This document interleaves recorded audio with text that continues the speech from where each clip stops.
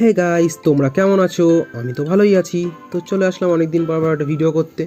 তো ভাবছি আবার একটুখানি দাড়ি ফাড়ি কাটতে যাওয়া যাক। তো অনেকদিন কাটতে যাওয়া হচ্ছে না, কিন্তু আকাশের যা অবস্থা আমি জানি না কী করে কী হবে। তো যাক, বাইকটা বের করে নিলাম, এবার কোল্ড স্টার্ট দিয়ে নিলাম। তো জানি এই বৃষ্টির মধ্যে বাইকটা বের করেছে, আমার নিজেরও খুব খারাপ লাগছে, কিন্তু আমার ভাই খুব স্ট্রং আছে কিন্তু, জানো তো। যাক, স্যালুনে চলে আসলাম, এসে একটু ক্যাপ মারা তো ছবি তুলতেই হবে, তাই ছবি তো তুলিনি বাট ভিডিও করেছি।